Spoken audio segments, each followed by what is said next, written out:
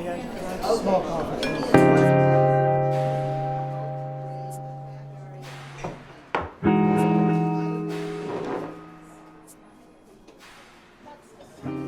Hey Jessica, thank you for joining us here at Mocha Talk. Hello. If you don't mind, could you introduce yourself a little bit?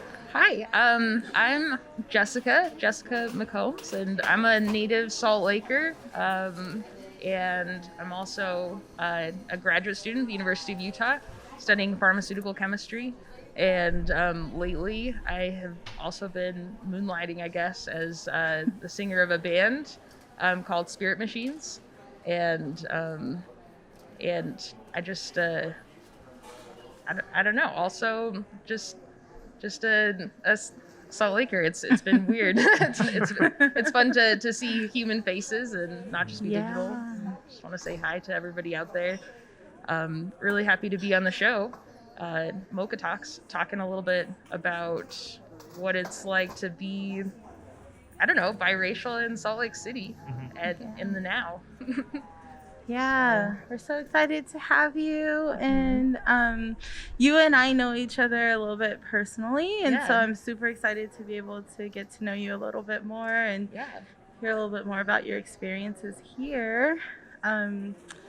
The interesting thing about Jessica and I are we have we're in each other's ecosystem, as I like to call it. So we have revolving mutual friends, and we've spent some time together. But I find you really intriguing, so I'm super excited. Yeah, same here. Your face has been kind of like my backdrop. I've been printing T-shirts for my band, and my partner delivers the slug magazines, and so I have hundreds of these slugs. Oh.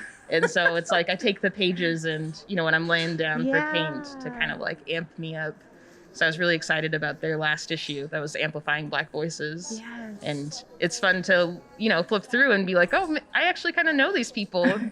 You follow the people in Salt Lake, and I love the Black community that I think we're growing. I think we finally reached critical mass. Yeah. In that there's enough of us to, I don't know, have a party. right. Have a get together and something like that. And also to maybe see another Black person more than once a month, in the grocery store. Yeah, exactly. And another reason why I follow Ashley closely is that I've been involved in the Black Graduate Student Association at the University of Utah.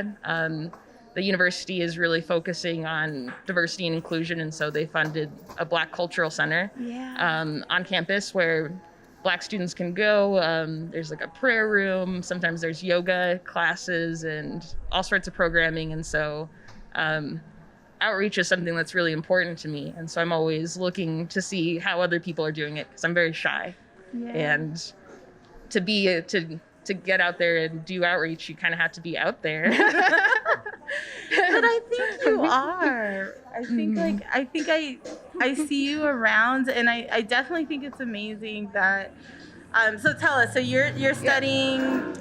Yep. So pharmaceutical chemistry. So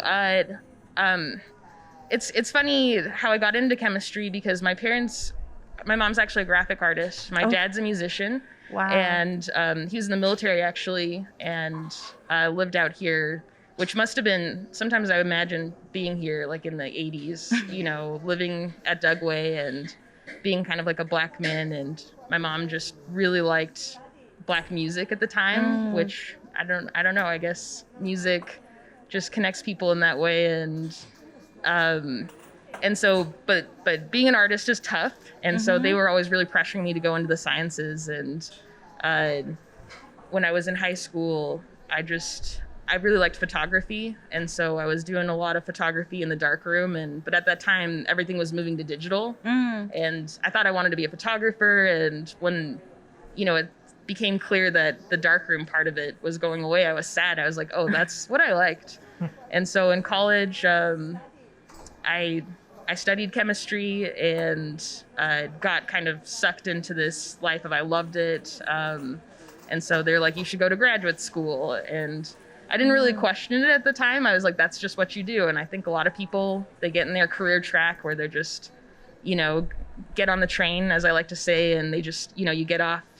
There's stops like, your bachelor's, and then they're like, go to graduate school. And so I actually ended up at MIT for organic chemistry, which was kind of beyond my wildest dreams. I'd done a lot of work as an undergrad, and it's funny because I was like one of those students who was like working, it's cliche, working 2 jobs, trying to put myself through college initially. And so when I got into the lab, I just continued to work that hard. And they were like, oh, wow, you're so dedicated. And I was like, this is just hustling. But then I got to graduate school at MIT, and I really liked it, but I was kind of paired with a mentor who was very new. And one thing about the academic world is that people who end up being professors and leaders, they have a lot of chops technically, but maybe not as many leadership skills, but also faced a lot of discrimination there and saw a lot of Black students get admitted to the program, but then not a lot of incentive for them to be graduated from the program. And I ended up getting let go. And it was a really difficult time for me because, like I said, I think people get on their career track and, what happens if you get kicked off in the middle of the, between stations? Right. Like, what are you doing? Right. How do you redirect? And I ended up coming back to graduate school here. I had this thing like, man, I really want to get my PhD. And so I came back to Utah because they had similar research, which wasn't my intention. I think nobody intends to come back to Utah. And then there they are. There they are, just like literally I Googled, I was working in polymer chemistry at the time. I Googled polymer and drug delivery, and the University of Utah was the top hit. Oh, wow. And so, because we have a big history in that.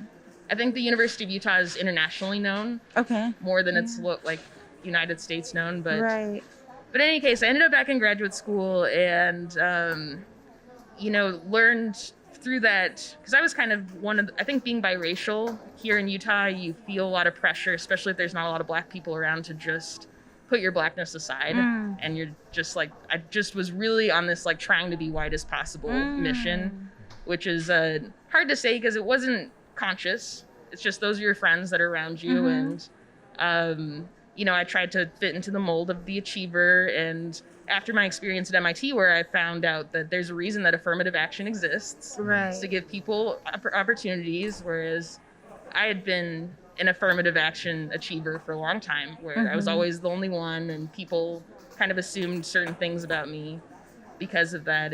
But when I got to the top, like near the glass ceiling, you see like, wow, we really do need those things to give people chances, or else they'll never admit people of color. It's a very focused agenda that they have, I'd say, to exclude minorities and women especially, I'd say there. But in any case, that's how I realized I needed to start building community. And so when I got to Utah, I joined the Black Graduate Student Association, which is just a bunch of overwhelmed, tired, exhausted Black students who mostly we just sat around in rooms like this, dreaming of what we'd do if people cared about Black issues, at first. And then over the years, it kind of snowballed into the Black Cultural Center. And now I feel like we're all kind of on the front lines. But in any case, but in doing that outreach, I realized that I don't know. I feel like leadership's one of those things that nobody. I don't know. I had this idea of what leadership was like being this charismatic person, and really, it's just being the only one there. Right. And so, I guess that's kind of my story. And I was really focused on science, and now I'm kind of focused on the community, I guess, and that I feel like we can't make the big scientific achievements until we include everybody. And that's just really hard work. It's really tough. And I don't know, I guess that's where I'm at now, is just rethinking where I want to go with my chemistry and being like, oh, geez, there's a lot of work that I'd like to be involved in as far as advocacy goes. Right. Is there anything that relates with your music career and your education career that's similar? So this is a great point. I'm glad you brought this up because so I'd always kind of played music, and while I was at MIT, I was living at my lab, and I had a guitar in my lab, and late at night during like breaks, because chemistry, there's lots of weird breaks, like 20-minute breaks. I was playing a lot of guitar and writing all these songs that I didn't think anything of about. I wasn't performing at that time, but I think how I was feeling was really coming out in these songs. And when I got to Salt Lake, I realized that I was gonna, because one of the reasons why I was excused is because you take this verbal exam. It's your qualifying exam, and you know you don't get to choose your committee. It's like 5 white dudes, you know, at the top of their thing, and they ask your boss how, you know, if he wants to keep you or not, and your boss answers, then they exam you and grill you accordingly to that. So they're very aggressive. They you know, they really go for your composure. They like ask you questions, trying to trip you up, and you know, try and get you into tears. And I didn't cry in that meeting, but I definitely choked a little bit. And I definitely you know, people have they wanted to question my knowledge of chemistry and that sort of thing. And I realized, like, I know a lot about chemistry. Right. I don't always have opportunities to be that person, but I realized, like, it didn't matter how much I knew about chemistry if I wasn't able to show up and be that, you know, have those skills to do battle with these gatekeepers, you know. And so I started going, when I got back to Utah, I was like, that's never going to happen to me again. I'm never going to get caught off guard and let my shy introversion and sweet, nice personality hold me back. And so I started doing open mics because I was still pretty, you know, stressed about school things. And I was like, I need something else. And so I started going to, it's called the Dida Cafe. And it was funny because I'm from Utah, so a lot of the songs that I was writing were like kind of country songs. Okay. Because you really only need like a couple chords, Right. you know, 3 chords and a broken heart. And so I was playing these country songs for these older white guys, and they were just like really connecting with me. And I was finding this weird community, and definitely there were some other like Black artists, and I was seeing them in the community and just being really inspired and doing these open mics and kind of gaining confidence. Like the first couple ones, you know, I'm shaking. I take a medication for stage fright, actually. Wow. Because I shake so much. It's called propranolol. I really recommend it. It's like, because some people like want to cool down like with alcohol, but you know, I don't really like to drink and play. Is that an anxiety medicine or? It's not an anxiety. It's like a blood pressure medicine. So it just like brings your blood pressure down, so you're not like. Because I realized my stage fright is because I was like shaking too much to play. But in any case, I was working on it. I'd go maybe twice a week, and I started becoming more competent, and it was helping me in my work. And so I don't know. It's I kind of wanted maybe to have more of a band. I was seeing some artists around town, like Mel Soul is one that really inspired me, because she's somebody who's like I don't know. She just has a very great attitude and poise. Yeah. I'd say in person, where she doesn't let anybody like slow her down or question herself. And Talia Keys is another person. Kevin Van Dyke. Yeah. Shea Freedom. I was like seeing all these artists of color, and you know, you were on the poetry side of things. Definitely, you were in my eye, and I was kind of realizing, because in the science culture, it's like that's somewhere I don't really fit in. It's hard. I mean, I do fit in because like I love chemistry and science, but it was difficult to not feel seen. You know what I mean? And I was suddenly doing this performing and feeling like people weren't just like looking at me, but really listening to what I had to say. And you know, when people connect with your music, I think you can kind of tell. And Yeah.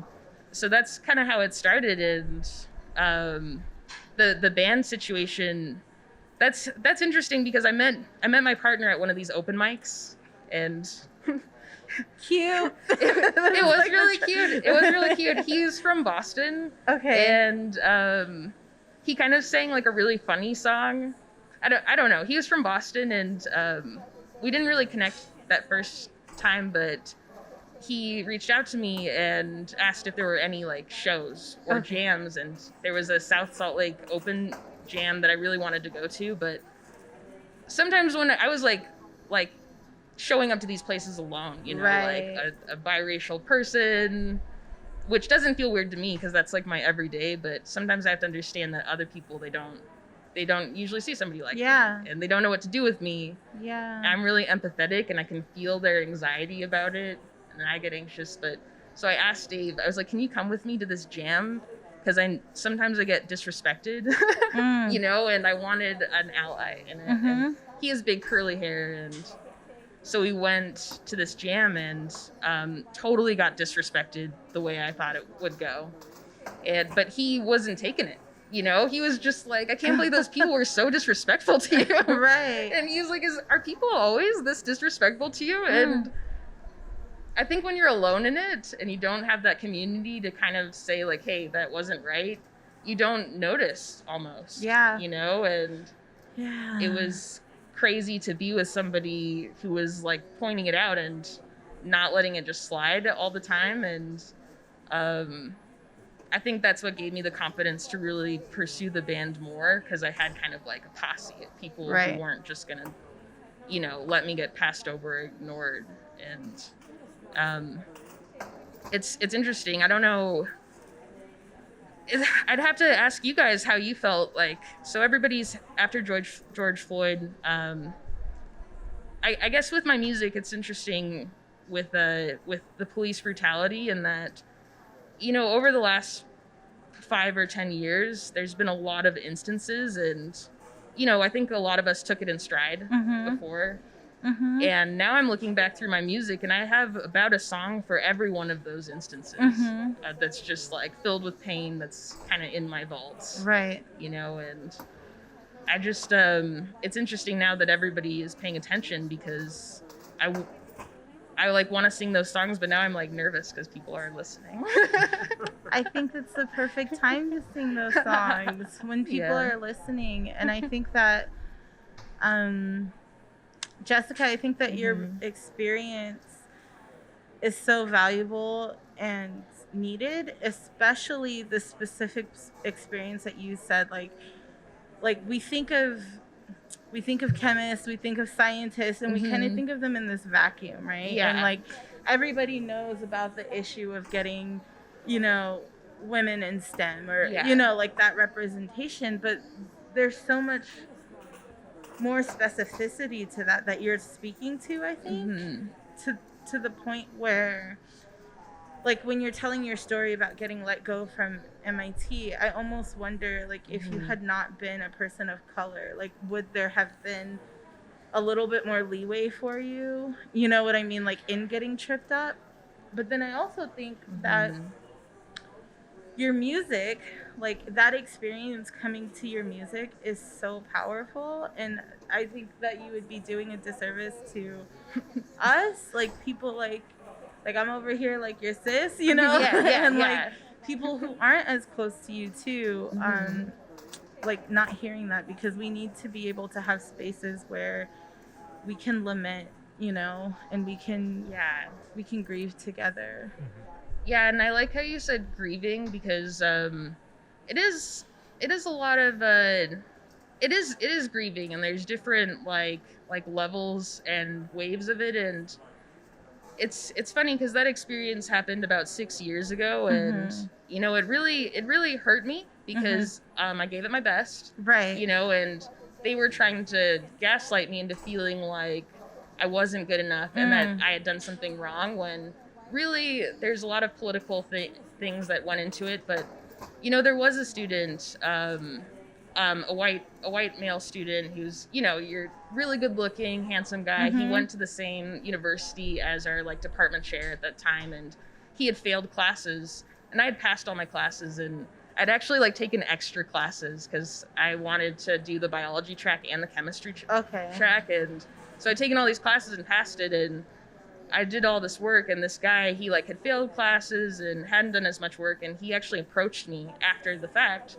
saying like, Jessica, you know, I'm looking at the situation and I feel like it should have been me excused, you know, and I don't understand why. And I was getting a lot of that observational of like, man, we're seeing this, but then nobody did anything. Right. And when I think of what hurt me the most is that, you know, I've been kind of an outcast here, like, I keep my distance. I think I spent summers on the East Coast a lot, so I didn't have a lot of chances to make like really close friendships. Right. And but at MIT, I finally felt like I'd found my tribe, like people who loved science as much as me. Some of them were musicians. We're really connecting. I had this like core of friends, and then for them to acknowledge and see the discrimination happening, and then to do nothing about it and to be silent about it, it really hurt me.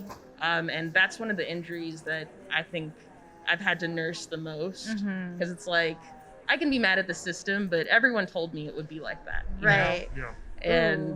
And, and I think that's one great thing about being in the musical community is that I think as people who are not just going to be silent, you know, they have that platform, and yeah, as far as coming together as a community, I think it's really hard here in Salt Lake, and it's been something, especially in BGSA, is realizing that, and I talk about this a lot when we have, you know, Black people in these spaces where they're minorities, and sometimes it takes a little bit of extra work to get us to success. When you said like, if you were not a person of color, would I not have gotten tripped up? And right. You know, when I'm real about it, some of the issues that I had were from just all of the traumas. You know, like I see some of my white coworkers and they're just zooming, coping, you know, like no problems, and then my boss is like, I just don't know why you're not as productive. And yeah, well, I'm not gonna interrupt you, but no, that's it's like an obvious answer, right? Yeah. Like, why are you not as productive as this person of color in a global pandemic that's disproportionately affecting people of color during like this state-sanctioned violence on people of color, right? Yeah. Like why are you not as productive? Exactly. And I don't know if you guys saw it, like I think when I first started realizing that like it was Sandra Bland that really got me. Like I cried for a long time and went through this because I was like, man, if just being sassy is gonna get you killed, then I'm next. Right. Well, it's true. And there was somebody kind of coined the term "calling in black." Yeah, I think Evelyn of the internet. She's a YouTuber. And it's funny when YouTube, because like then I was like the only Black woman in my sphere. Didn't have any Black female friends. I had some at MIT, but it was hard because we're all busy. And it was interesting to have the internet suddenly and be able to see these Black women, because I think that we started kind of coming together on the internet after about then, you know, when people were like interacting. And when I went natural with my hair, which wasn't even a choice, honestly, I was just so stressed out that I became allergic to the relaxer. Wow. And I was having these like crazy allergic reactions and I had to go natural, and I was beautiful. I know it is, isn't it? I really didn't know. But I was going on the internet because I was like, how am I going to deal with this? I don't have any Black friends. Like my mom is a nice white lady who's great at braiding, by the way. She's great, but her like back hurts too much to help me now. But, you know, I go on the internet and see these women. I told my mom, I was like, did you know that the YouTube is full of Black women that are my friends? And it was kind of embarrassing, and I don't know. It took a lot of work to like reach out and find that community, but it's really worth it. I would say but some people are resistant. Like I talked to 20-year-old, Black girls, and they seem very hesitant to get in on the fight, or just it's hard. I would say, how do you help people like initiate that? Because for me, it took just being completely destroyed to realize I needed to start reaching out and finding that community. Right. Yeah. And I want to catch people before they get to that rock bottom moment. What do you think that is? The 20-year-olds not necessarily reaching out to the Black community.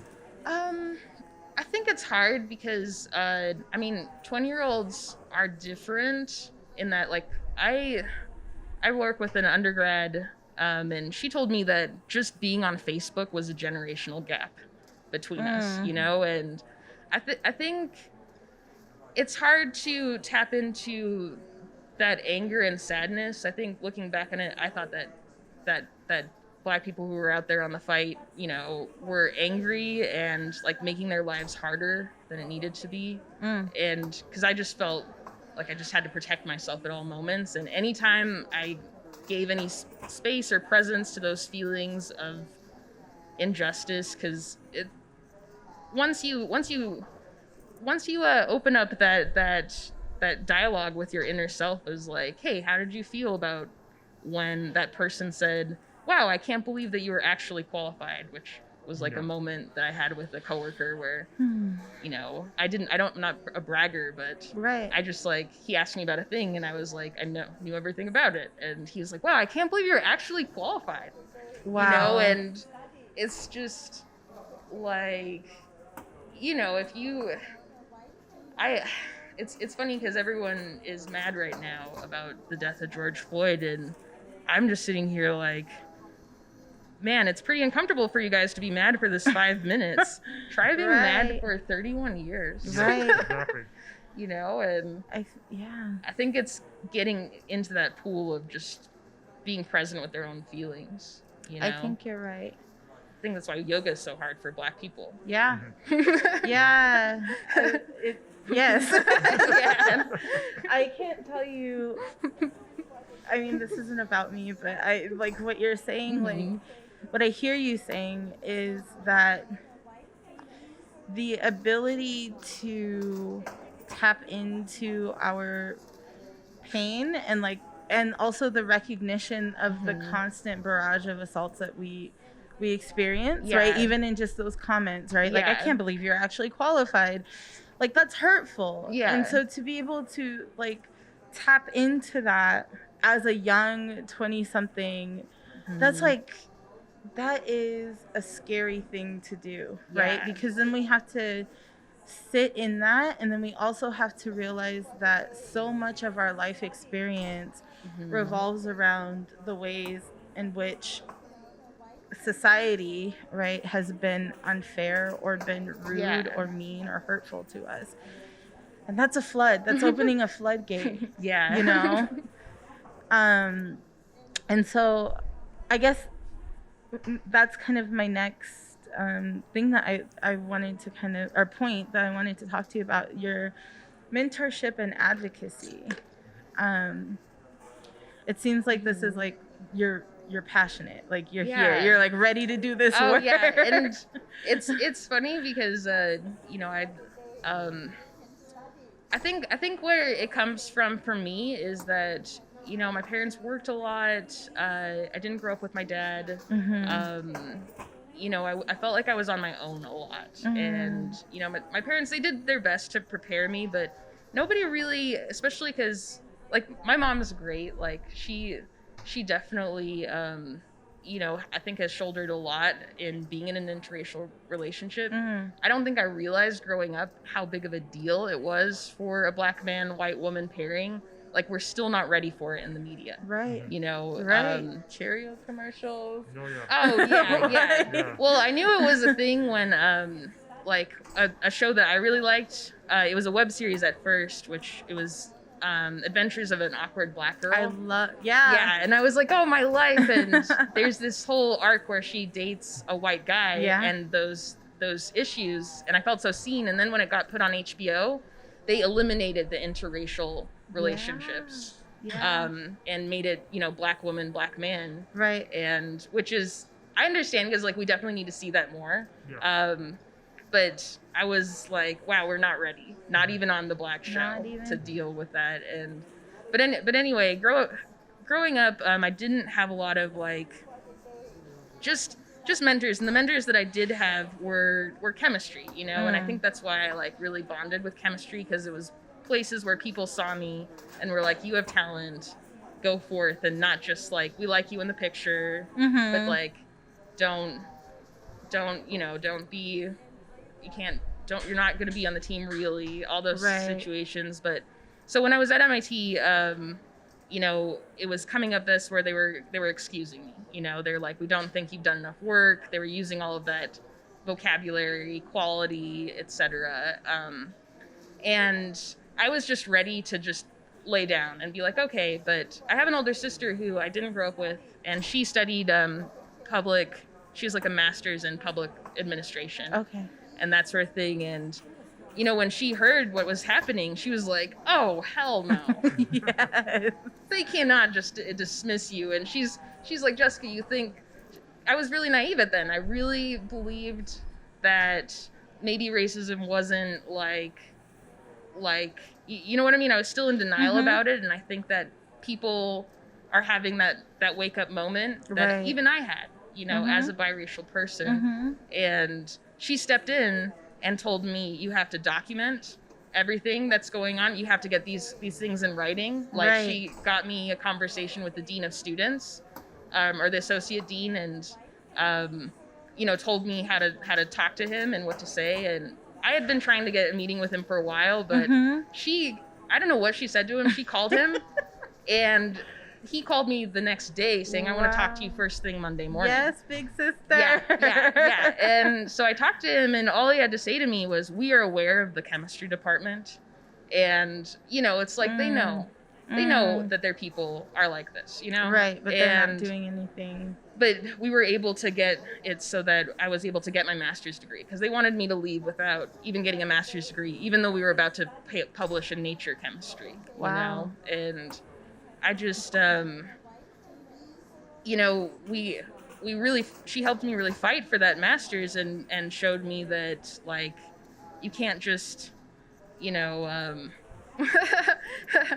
but in any case, when I came back, I was just like, oh man, think of all of those me's out there who just have no idea what they're about to be up against. And I think this is the thing.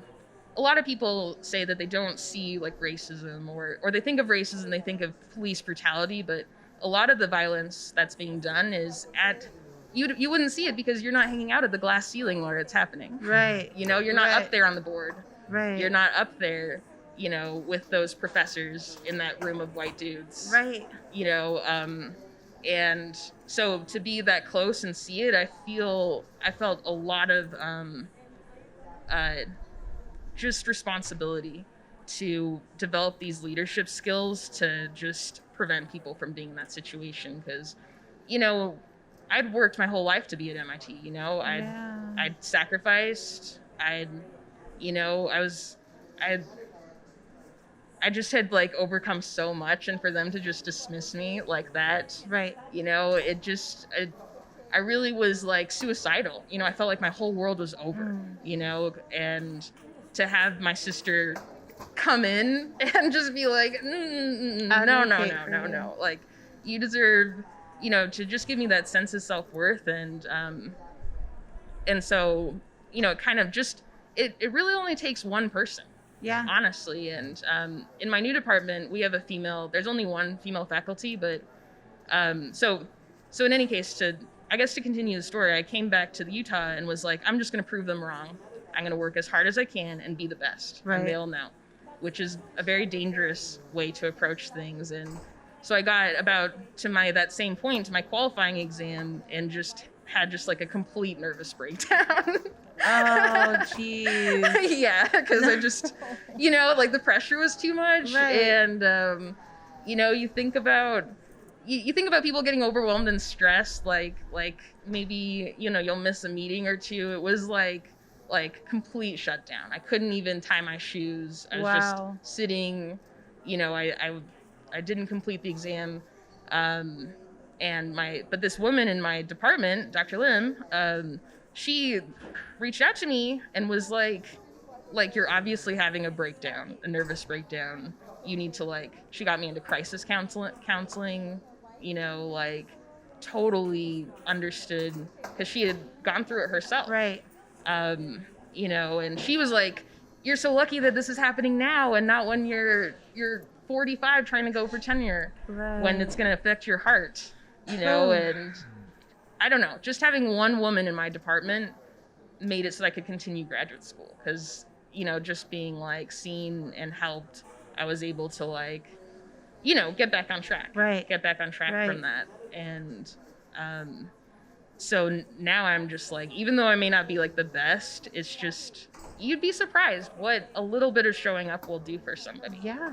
And you are the best because you're doing that, showing up. Trying to. I wish I was better. It's hard with the Black Graduate Student Association because there just aren't that many of us, and Right. we're just so tired. And when we get together, we, you know, Kenna, my co-chair, she's really, she is, because it's like I'm over here and like wearing my heart on my sleeve, like we're gonna talk about our feelings, and she makes sure that we just hang out sometimes. Yeah. And you know, unwind and. I love that. Yeah, it's been an interesting road because I think a lot of Black people, they think their number one tool is just to work harder. Yeah. Hustle That's harder. what we're taught. Do more, and then to do this emotional work on the top of it that makes all the pain worthwhile. 'Cause, Right. you know, when you help people, it's like, it's the only thing that feels good. And, but it's just difficult. So now I'm at the end of the journey trying to really like seal the deal, and, it's stressful because I'm just getting ready to deal with it all at the next level. Right. Yeah. Amazing. We're so proud of you, by the way. Thanks. I just It's- want to insert It's that. I feel bad for talking. It's not something I talk about very often, Don't and so I feel really bad. appreciate this opportunity to talk about it because it's very stressful. I think, especially when it was just happening. I think people like racial issues were not on the table. Right. I actually had a pretty I developed kind of a script that spun, you know, because people ask me what happened at MIT, and, you know, I have all these, like, it was a bad fit, or, you know, all these different things, and it's taken me a really long time to feel comfortable really calling them out, that they have a really abusive, toxic culture that systematically excludes people of color, and you know, I walked away trying to be silent about it, and my boss went on to just emotionally abuse 3 other women in my lab who didn't get PhDs. Wow. You know, and, you know, we're becoming very physically sick from it. Wow. And it's just hard. I had spent a lot of time being mad at him for being an abusive person, but now I realize he was being groomed by his, you know, Right. the entire department. Right. And so it's exciting to get closer to the moment where we can have accountability, but I don't know. I talked to a Black professor, and she told me to conserve my energy. I love that. That's one thing I will say about, especially like older Black women. They're always like, listen, we've been here for all these. You still got some time. Yeah, and it's funny. Your energy.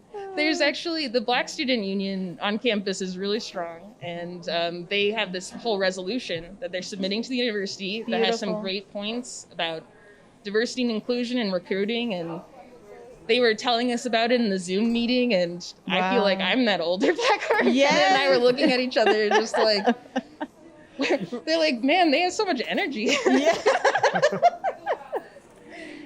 They have like 30 points. Like, we're like focused on 1 or 2 of those points. Right, exactly. Like, I'm reading this book called Essentialism. So it's like, what are the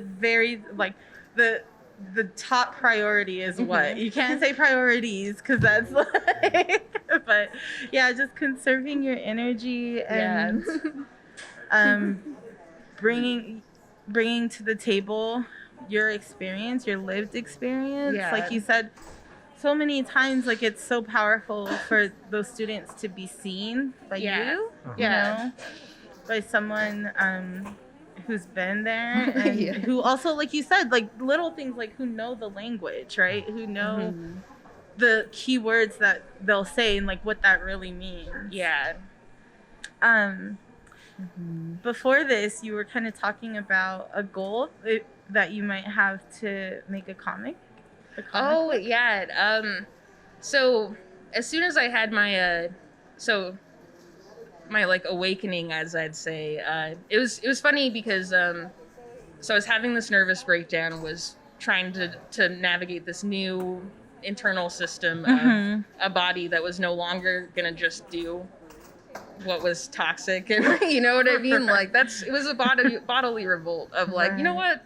I'm not going to go to a place where I'm going to get abused. Sorry. Right. And I started having to make these different decisions of like, what am I going to do that's going to keep me going? And I had this urge to tell my story suddenly when I realized, and I was going to a support group, the Women of Color support group, which was, I'm like not a support group person at all. Like I don't even like yoga class because there's too many people.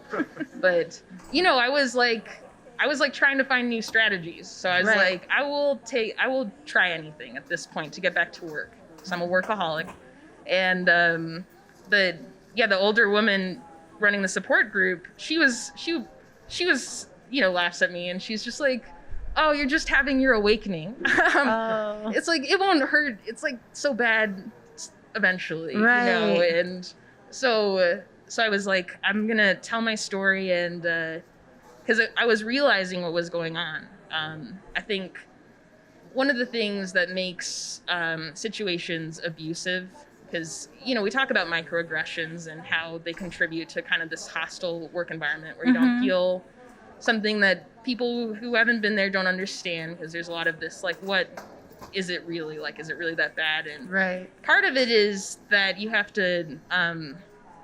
you almost have to gaslight yourself into thinking it creates cognitive dissonance where you're experiencing the stuff you don't like and you have to develop this narrative where it's okay in order to just keep going and to be there. And so I was realizing and really stepping into this other reality that was more real of these experiences, and I wanted to capture them. And I'd really liked comic books because, especially anime, I think the difference between like American cartoons and anime is that anime just they have these deep storylines. They really explore archetypes. They have really psychological themes. I think that they focus more on the outcast than the hero. Whereas like Superman and Batman, it's all about the hero and that sort of thing, whereas anime is all about the outcast or the person who had to leave their community or the person who has special abilities and is doing these things. And I had been reading a lot of PhD comics, which is Piled Higher and Deeper, and they make this, I think it kind of does a disservice because it normalizes this completely toxic and dysfunctional system with humor. You know, but it's funny because you read it and you're like, oh, grad school is this terrible, haha. And because I really wanted people to listen. I had this thing where, so I watched Hidden Figures, and it just filled me with just rage. I couldn't handle it. Everybody was just feeling good about this situation where a white man gave a black woman a bathroom and then racism was solved. Everyone high-fived and we went to the moon in a rocket ship. And I just like had just come from experience that situation that was happening now, not in the 60s or whenever, not that I think everybody had this idea that it would happen then. And I was at MIT literally yesterday and there are fewer women's bathrooms there. Wow. You know, and like, and so I was just like, how am I going to tell this story in a way that's going to be real? and that people will listen to. And I was like, a comic book, because one thing, I don't know, I'm like, it's hard to tell with my mask on, but like, I'm a really like smiley, fun, inviting person, and that's a persona I've developed, as a safety mechanism. Right. And but I wanted people to connect with me as a character, to kind of understand, because as soon as you start saying like she was discriminated against, all of a sudden people stop seeing me as a person who is like them, and now I'm like a victim that's like pretty much like a dead body. I think that people are more comfortable engaging with the George Floyd narrative because he's dead. Ooh. We don't have to deal with him still. He's just a dead person that we can just dismiss. Wow. And not a living person who's in the room with you, crying, suffering. Right. That you're oppressing. Right. It's like, it's easier to feel it. Does that make sense? Yeah, that makes perfect sense. Yeah, I feel like, and so I wanted somebody, but most of my family's white. Most of my friends are white, and I really feel for them. I'm a really empathetic person, and I understand their discomfort, which is why I worked so hard to make it really comfortable for them. But I think so I think a comic book would be a great place for people to see visually what's happening, because a lot of it you can't describe. You just have to see in my face or in the, and we have shows now that show more Black situations, but they're a little bit aggressive for people who aren't ready to sit with that pain, and I wanted a medium that was fun for everybody, that I like. And so I started drawing the comic, and but as I was depicting it, I realized that there was no way to describe it and depict it in a fun way. And it actually ended up triggering me. Right. And I had to stop. Okay.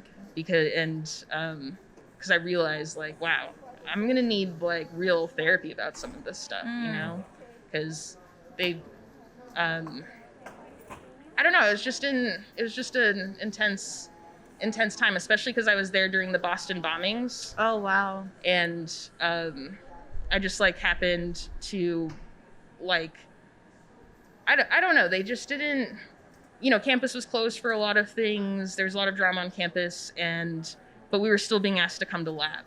Right. And my boss was asking me to come to lab, and there were just so many instances where my safety and personhood wasn't respected. Right.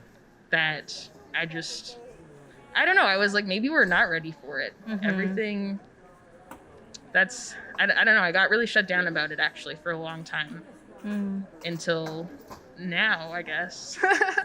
Yeah. And if that makes sense. It makes so much sense. Yeah. So I'd like to go there one day, but it's really difficult. There was a lot of blackballing that happened afterwards when I was trying to find a new position. And I feel like there's just more retaliation out there for me if I get really into it with them. Okay. And so, but that's, I'm just going to focus on getting my PhD now. That's step one. Yeah. Yeah. Amazing. So. You're almost there. Almost. It's hard right now. After my breakdown, it was difficult to work all the time. At the pace that I was, because I was working 70-hour weeks. Wow. And now working 40 hours is a lot. Right. Because it's not sustainable. Right. And so I think it really cost me some time in my PhD, and I just one of the things when we think about like what inclusion is, because I get hard on myself for needing extra time and needing extra stuff and like needing, extra support, extra understanding from my boss, because it costs him, money. Like he has to support me. I brought in a lot of money. Right. But I think that's one thing that people don't understand, is that if you want to include Black people, you can't just invite them on and then be mad when they're not living up to your expectations. You have to really be there to support them and help them lift the burden, because it takes extra work, and it it takes help and advocates. That's the other thing, is like you can't do it alone, and you can't do it without white men. They hold the keys, and I feel really fortunate to have a lot of mentors who really saw me and put their necks out for me. And I don't know, I wish it was easier to explore that dichotomy of being like thank you for these opportunities without being like thank you massa. You know what I mean? That's real. That's a really crude way of putting it. No, but it's spot on. I can understand exactly I can empathize what you're going through, because as all of us have experienced that, there's this really weird kind of social construct when having these conversations. You really don't know how to interact because it's it's so complicated. Yes. Yeah, and especially when you're in the room with them, because, you know, I think about my boss. He's the most supportive person I know. But I can tell it's hard for him because even though he wants to do right and he wants to give me more chances, or, you know, he wants to like be there and like be part of the solution, and he still comes up in his own mind up against these biases with me. And I can see it in his eyes where he's like, I don't want to be biased, but I am being biased. And it's weird because we're in the room together, you know, working together. And, you know, there's not a lot of ways to I don't know. I would think a lot about how to reach people and convince them that like racism is real and how to deal with it. And, it's difficult because I know, sorry, this is a tough topic. There's no script for it. But there has to be a way back, I'd say, for these people who, and like ways for them to grow and change. Because when people are, I think right now we're struggling because there's a lot of guilt, and there's like a lot of white guilt. I'm half white, and like half of me is so guilty and weird, you know, but guilt is a terrible place. Guilty people are the meanest, most spiteful, most vengeful people. Guilt, so it's difficult because it's like when I approach these people, I don't want to evoke guilt in them, even though it's like maybe you should feel a little bad, but that puts them in a very reactive place where they're gonna rebuff me and try and find every way in their mind to get out of it, their responsibility, and so it's difficult to hold people accountable without getting them into this space that's not a growth space. Because like guilt is not like, that's a shutdown space. That's not a grow together. But it's difficult because how do you tell Black people like, you just should tone it down a little bit and be nicer about it, and just because like if somebody told me that, I don't know. I could say that I don't react very well to that statement as a Black woman. Yeah. And you know, it's been fun to watch everybody have their own reaction because, you know, I like, it's difficult. I always try and put like my loving foot forward. And, you know, I've thought about what to post because I'm like, man, I definitely have to say something, you know, but it took me a long time to figure out what to say. Because somebody said it, and maybe somebody said it. I saw a comment. It says, I must scream, but I have no mouth. And wow, that is how I felt. I saw that on Facebook. And that is how I felt for a long time because I was just like, oh, you want to... Because I got a lot of people reached out to me afterwards. A lot of my white friends. I forget that I'm their only Black friend. You know, I'm just me. I'm just me most of the time, not Jessica the Black person. You know, and they were like, "You matter," and like some of them wanted to know about my experiences, and I just was like. You're like, where do I even start? Yeah, it was like, oh, did you want to know how I spent all last year being harassed by the police? You know, like, did you want, like, what exactly, like, what cute anecdote do I have for you? Right. Yeah. Usually I focus on my hair because everybody has hair and everybody physically has something that they don't fit in that's like they can relate to. But I also, you know, I'm seeing some people who are more real about it, posting videos, you know, posting the evidence. And I feel like at first I was not at odds with them, but I felt bad because like I wanted to be out there doing it too. But I realized if I started with anger, I'd just destroy everything. I'm so angry.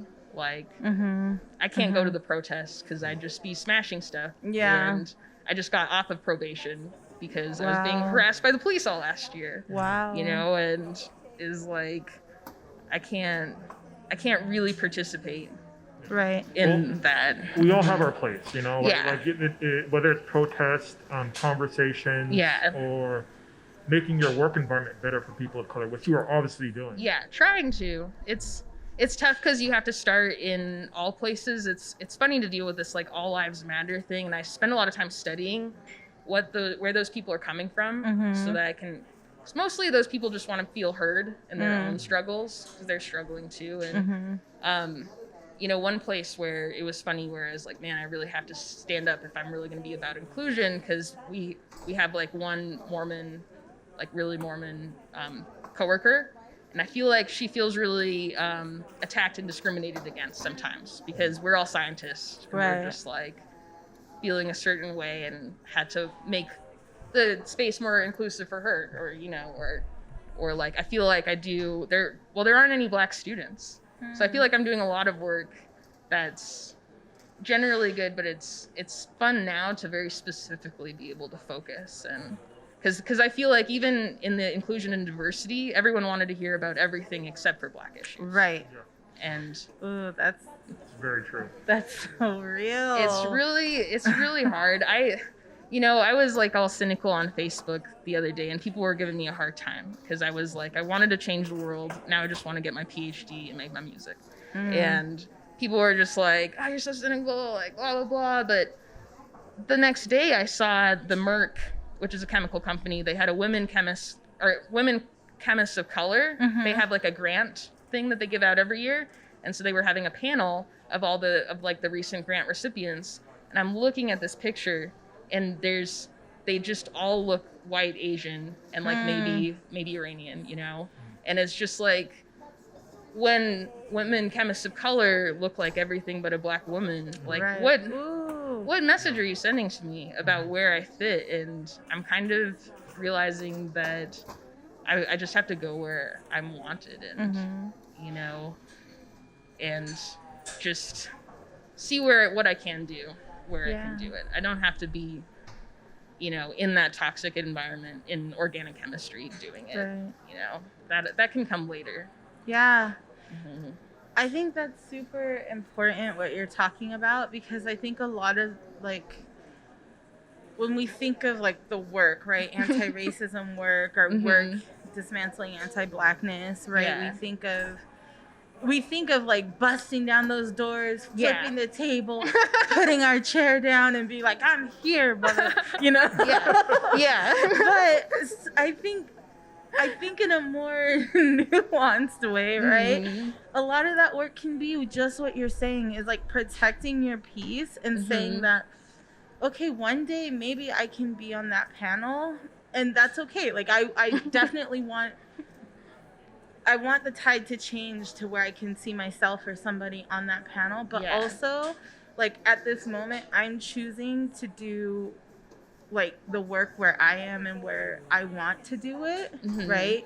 Yeah. Because I think that's a burden that I think is only specifically put on Black people and Black women. Yeah. More specifically is to be the door breakers, right? Yeah. And to like set the seat down and say, you don't want me here, well, I'm still going to be here, and then I'm going to bring everybody else with me. Yeah. But like, what does it look like for us to take care of ourselves and to say, I'm making my music, you know? And I have my PhD and I'm mentoring these kids, you know, and doing that work. Like, that's so revolutionary too. Yeah, especially because it's just, I mean, just like one person in your life can make this difference. And I'm just like, I'm just gonna have to have faith that just showing up and being visible and that sort of thing. It's funny, and maybe that's what really bugged me about Hidden Figures, is because it was like, these Black women are doing it, but if I thought about what that situation really would look like, because I was on like the chemistry graduate student committee at MIT. I did a lot of like outreach. I like went to schools, and a lot of those organizations that are doing that inclusion work are just like run by like white women. It would actually have been a Betty or a Sally being like, excuse me, these Black women need a bathroom. You know what I mean? And so it's just like, I just don't, I mean, I think we're seeing that right now, and I hate to jump into this pool, but right now where, we've nominated Kamala Harris, who's like obviously a badass, but at the same time, I really wanted Stacey Abrams. I was just like, if you really want to send a message, but they picked just like the most Hillary lookalike. Right. Well, yeah. And I'm sitting here just being like, I cracked a joke to my boyfriend, because we joke about hair a lot, both having crazy hair. And I was like, in a weird reversal, Kamala Harris feels pressure to go natural and curly in order to, appease public perception. And I just was funny. It's just funny because nobody can even understand that issue. Right. You know what I mean? Yeah. Like everyone's like, you're mad about Kamala Harris, like you should be grateful. And I was like, I am, but also you're just never gonna understand my issue. Never mind. Yeah, and I think you're right. Like sometimes it's okay for us as Black women to just say, I'm not gonna, for this moment, at least for this one moment, I'm not gonna carry the burden, right, of making you understand. I'm just gonna speak my truth, right? And the truth is still the truth, whether or not you understand it, right? And so I'm assuming as a scientist, you know that, because I tell you, there's a lot about chemistry I don't understand. Oh yeah, well, it's funny because I'm also an anomaly in that I'm a chemist, and I'm really good at organic chemistry, which most people hate and most scientists hate. What is organic chemistry? It's like so it's like there's a lot of elements, but organic chemistry is just like carbon, nitrogen, and oxygen, and kind of like the stuff that makes up proteins and like more of the biologically relevant things. Organic chemistry is like when we're synthesizing drug molecules. It's like the magic that makes that happen. Wow. And but it's very abstract. And so a lot of science, like most pre-meds hate organic chemistry. It's like this weed out class, and it's because they're really analytical. They want numbers, they want equations, but organic chemistry is, you have a cast of pretty much shapes that people have to draw. There's no equations or numbers. What? It's all abstract. They all have special names, and they all have special interactions that are counterintuitive and very abstract. And so even though I'm not the greatest mathematician, and people perceive me as somebody who's not going to be cut out for chemistry at all, because I'm just goofy. The people at MIT made it very clear that I wasn't focused or didn't fit their mold. But organic chemistry is less about that and more about understanding a lot of different characters and their relationships. And so it's a lot more narrative. It's a lot more, there's a lot of drawing. And so it's just this weird skill set that I fit into. And it's like, I don't know. I wish that I could teach people about it. I think that, and this is something that's been like my personal like anger rant, is that because I haven't achieved the benchmark things that people usually think to be a professor, I haven't published a bunch of papers or been to a bunch of conferences, I'm not going to get to be a professor. It's been really clear, and that was my cynical post. I didn't get nominated for the Wolf Prize. My boss didn't support me in that, which is a teaching prize. And I'm really passionate about teaching and outreach and I really feel like if we switched around the curriculum a little bit for organic chemistry, we could make it fun. Right. I think if we supported students a little better, we could have a whole crop of, but I'm never going to get that chance because what the academy deems as important isn't my skill set. Okay. They are over there in their, evil science realm, not really caring about chemistry education. Yeah. And so no wonder we don't get women and Black people, because like people of color, we do not have time to be a part of a system that doesn't make any sense. And women, I think, same. They're just like, if you're not respecting me, I'm going to go somewhere else. Right. I think that this perception that women can't cut it or that people of color can't cut it, we just like really can't deal with all the bullshit. Right. We have a lot less tolerance because we have a lot less emotional space. Right. A lot less energy, a lot less money. Right. Oh, yes. And take us to church, Jessica. I had a scholarship. I wasn't gonna go to college, but I was in the top 10% of my class at West.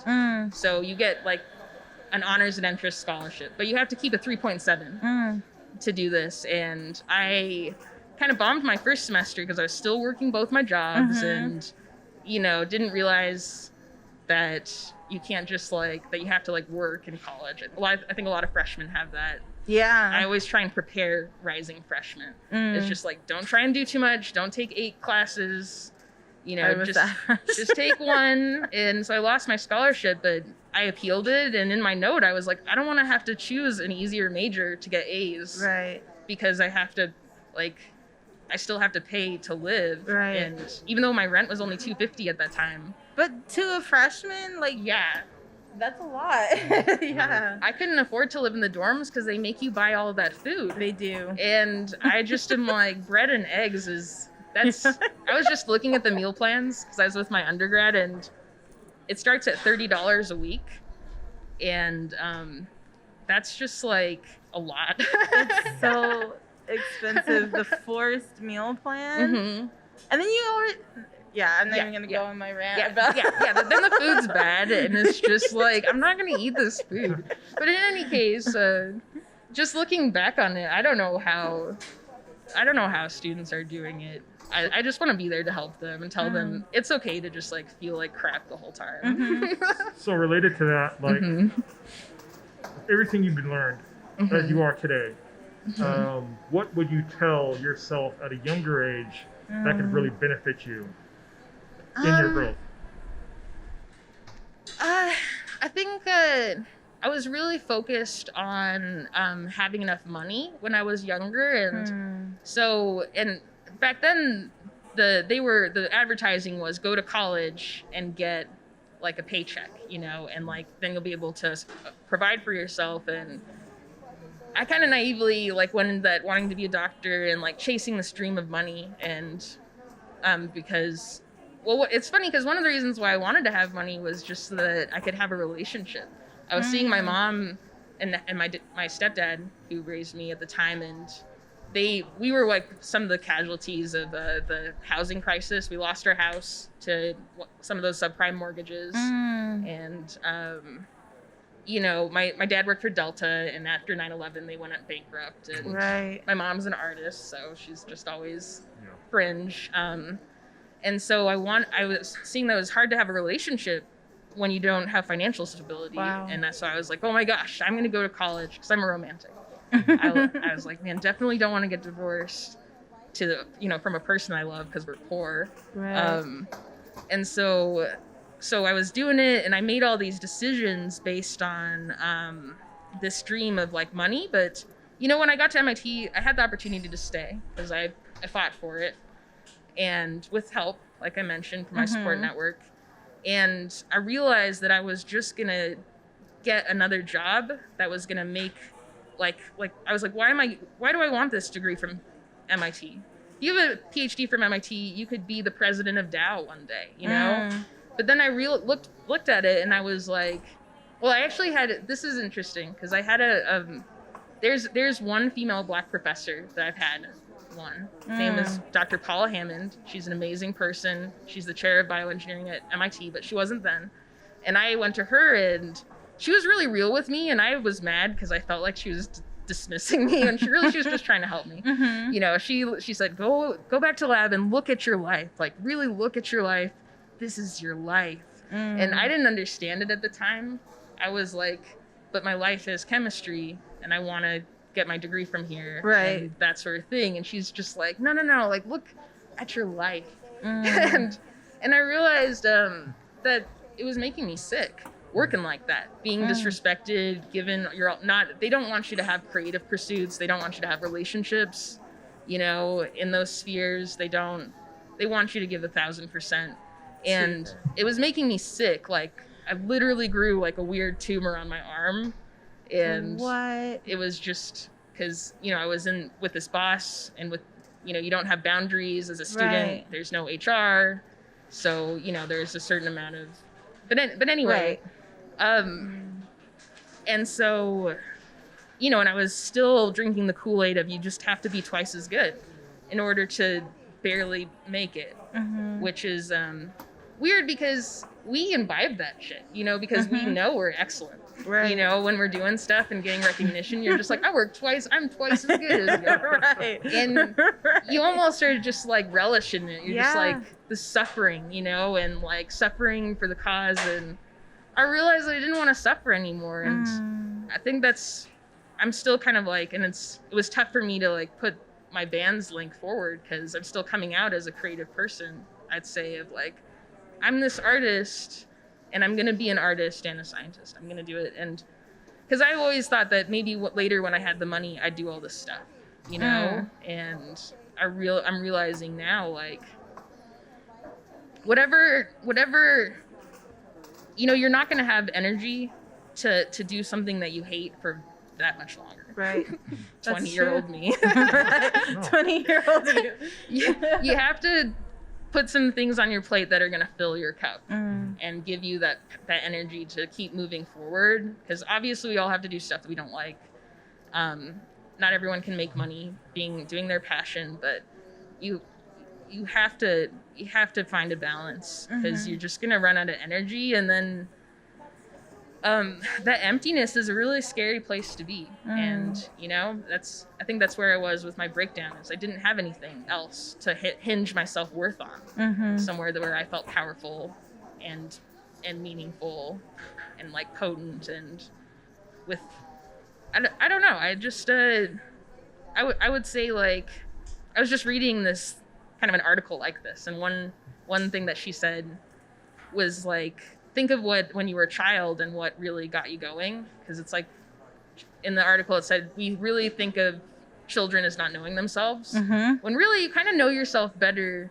Like at 8, you know, you kind of know yourself better than when you're 30 and you're trying to shove yourself in this box where an 8-year-old, if he wants to draw, he'll be over there drawing. Like, he's not gonna be doing his homework. And when I think of when I was that age, I wanted to make shirts. I wanted to make art. I wanted to make music. And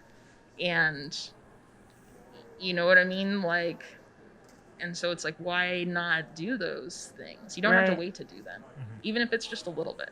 And then as we're wrapping up, just got a couple other questions I'd like to ask. So do you have any like short-term, long-term projects that you foresee happening within the next couple of years? Short and long-term projects. So long-term, or I guess short-term, like I'm working on my degree. I focus on ovarian cancer and targeted drug delivery for that. And it's been tough because I had this whole hypothesis of these drugs that were going to work. And it turns out that they like protect the cancer cells. It's like the opposite. I don't know. So I've just been like losing my mind, just like, but also realizing that my goal was not to cure cancer. It was to get the skills. And so it's difficult. I was just ramping back up to full productivity. It took me 3 years. Wow. To get out of the burnout phase. Mm-hmm. Sorry. That's real. Thank you for saying that. Sorry if you're going through burnout right now. Well, it's going to take a while. Yeah. Well, there's another amazing mentor in my life. Her name's Reyes, mm-hmm. and she is. I'm so bad at her title because it's confusing. It's like she's the director of the Office of Diversity at the graduate school. Okay. And graduate education, and there was like 0 department to support graduate students in diversity, and then they appointed her, and she like pretty much single-handedly created this situation. Wow. But I could tell it was burning her out, mm-hmm. and we had some like networking things, and it was funny because I was opening up about my burnout, because a weird thing happens when you hit rock bottom is that you no longer like care about like what could, you know what I mean? I was just like, I'm gonna be more open about this because other people are going through it. And she was like curious. She's like, how did you get out of it? How did you get out of the burnout? And I was like, well, I just worked pretty much half time for like 3 years and I'm still there. But I want to live, so right. You know, and I think that's the first thing is deciding, because I think you're never going to be where you want to be, mm-hmm. you know, doing everything, like achieving your projects. But if you can wake up every day feeling like there's still a point to trying, that's like huge. Mm-hmm. But in any case, so now I'm getting I'm coming out of that burnout, but then we had to shut down. And okay. I couldn't go to lab. And so now I'm like reestablishing my routine of going to lab and working and getting back into navigating all these complex relationships with my mentors. And because really getting a PhD is just getting 5 people to sign a piece of paper for you and then write you a letter, you know, that's like, and so I'm working on that. I'm kind of trying to find a job. My biggest long-term project is I'm realizing that I don't have the skill set that maybe they want me to. I'm not very good at pipetting, doing things precisely, being organized, whatever, but I am really good at understanding these very scientific, not very emotionally maybe aware people. And I think I could really help some companies with the communication side. Because right now, science is for the last like forever, we've been training physicists and chemists and biologists and geologists. And right now, everything is happening at the interface. But we have these geologists that have never been trained in talking to chemists. Wow. You know, like physicists that don't talk to geologists. Yeah. At MIT, one of the things I tried to do was organize like a multi-departmental social. And it was pretty embarrassing because like everybody came and then just like literally ignored each other, did not interact at all. And the chemists just showed up and left after eating because you're not allowed to socialize in their culture. And so I want to go in, but I feel like I have to create this position for myself within these companies and tell them like, hey, if you just organized your people a little bit better and you know like I want to solve problems like that, but it's just difficult because right now people are just hiring technicians. Or I don't know. There aren't as many jobs as they said there were going to be. So for anyone listening, yeah, go ahead. Let's plug Jessica as a interscientific consultant, organizer, networker, bringer together. Oh, I love that. I mean, I've definitely been watching you, and I feel like you're trying to create that persona, that place of just like, I don't know, bringing awareness. Yeah. I think that people are so busy in doing what they want, they don't have a lot of awareness, but I don't know. I know a lot about a lot of different fields. Yeah. And that's valuable. But difficult when we're very focused on depth. Right. You know, but for short-term projects, so we had an interesting opportunity in that our band, we were trying to, you know, we're a band and I'm like anyone where I just see my goals and just trying to climb the ladder and but our cover video got shared by Tool in the aftermath of all of this like Black Moment thing. And so it just like elevated us to this insane level of aware, like visibility. And so I'm just dealing with that because it's not what I'm comfortable with. Yes, it's amazing. but feeling excited because when I so my band is doing an SNS concert cruise, and the theme was women that rock, and I was trying to think of a Black kind of like rock star in this genre, and I just like couldn't, and my boyfriend was like, maybe it's you. And so I don't know, just gonna ride that wave. But yeah, you can check my band out, and our music it's funny because we've been in a band for 2 years, and our music's very emotional because I'm an intense person, and nobody was into it. Everybody wanted just easy jams, Friday night hanging out. And I'm really excited because now that people are dealing with some really intense things in their lives, I think we're going to see a renaissance of art. I agree with that 100%. Yeah, where people are really going to need art and music to really help them grapple with these things that they're experiencing. They don't just want to chill and coast. Right. That's over. Right. So I feel our album's called Feel Again. I don't know if you mentioned this, but what's the name of the band? Spirit Machines. Okay. And then where can we find you online? You can find us if you just Google Spirit Machines. Our cover mashup is between Tool's Sober and Led Zeppelin's Kashmir. And so that's on the internet. It's an interesting experience because when I'm doing my band stuff, I like have a whole wardrobe. Beautiful. That's different. I don't know. It's been an interesting experience getting attention there.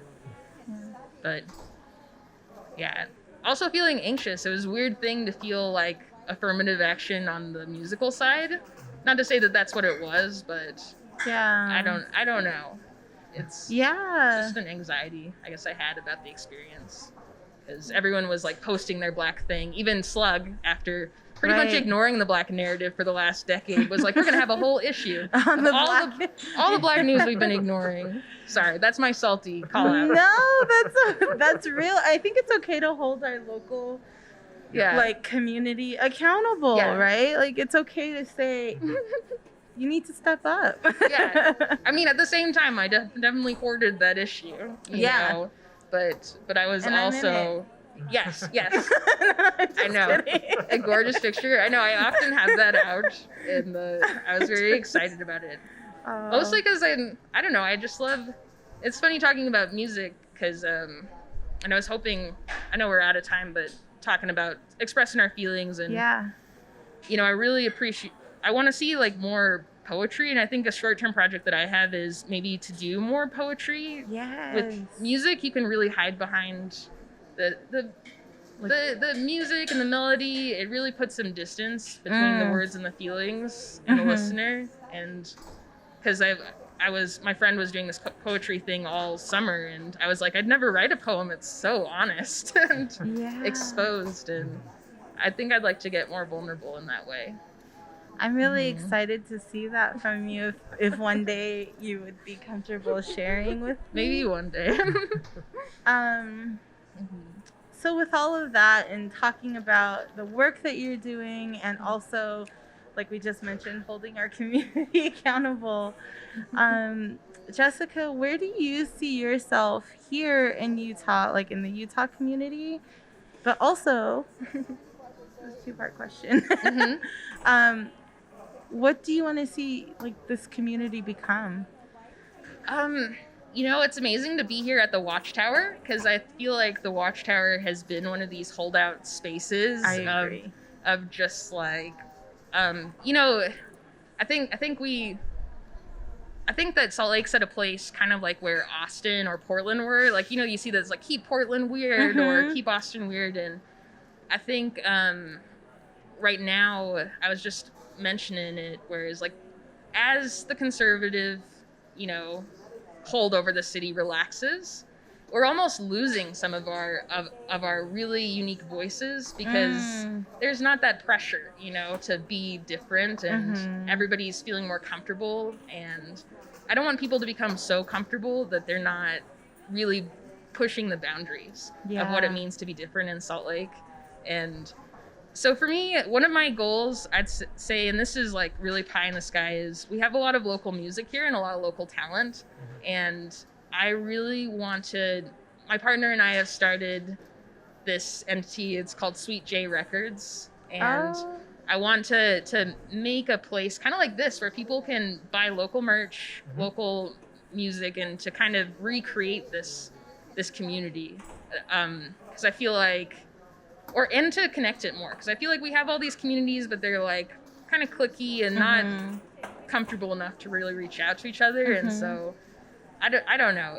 We'll see where it goes, but I'd definitely like it to be a person who's getting people connected to, like, oh, you want to do like poetry, like hear my poetry people, like get out in there, go to an open mic. And because like my neighbor Shannon Blake, she invited me to my first open mic. Wow. And I just wanted to see her play, and then she's like, get up there. And I just want to be that person to be like, okay, get up there, like you're passionate about this, like I'm gonna hold you accountable and responsible for that passion. Yeah. You know, because I truly believe right now all that we can do is like find what you can most contribute to society and just do that as passionately and art, like to the best of your ability. And because we're not going to solve racism tomorrow, right? But we can become better, like more attuned with our feelings and more connected to our community. That's beautiful. And can you remind our listeners again, what was the name of that? Oh, Sweet J Records. And is there a .com? We have a Facebook page. Okay, cool. It's Sweet J. I think it's just Sweet J, like SUITE. Okay. And we do like live streams and different things, and just trying to build community. And I don't know, especially in music, where you pretty much have to do it all yourself right now. Yeah. So I just wanted to say thank you so much for having us hear your story. Oh yeah, thanks so much for letting me tell it. Yeah, and I want to kind of make a final shout out to our sponsors, Watchtower Coffee and Comics, as well as Black Cat Comics and Rusted Box Records. Nice. And as a thank you, we have a comic book for you that relates to your story. I love it. It is Moon Girl and the Devil Dinosaur.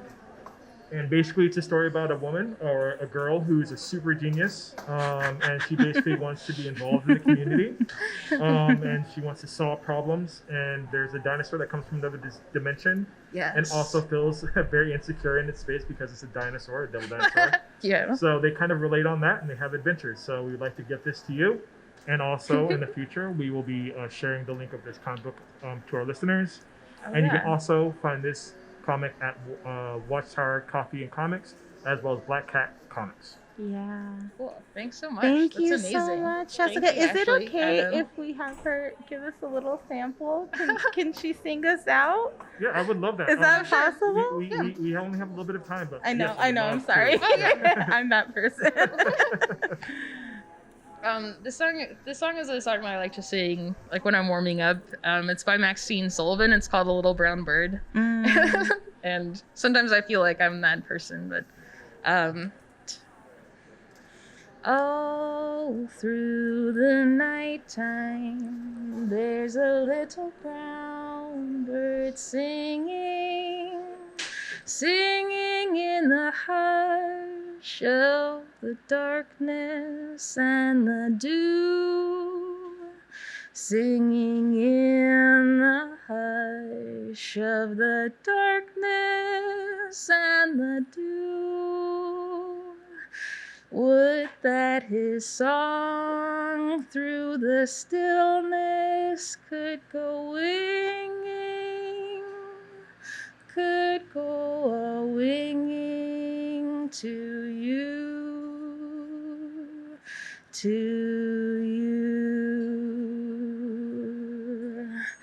all through the nighttime. My lonely heart is singing in the hush of the darkness and the dew.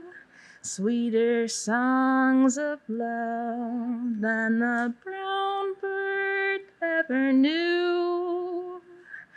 Would that my song through the stillness could go winging, could go a-winging to you,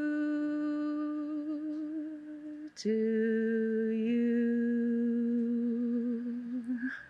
Thank you. Thank you. So beautiful. Thanks so much, guys. You're amazing. This is great.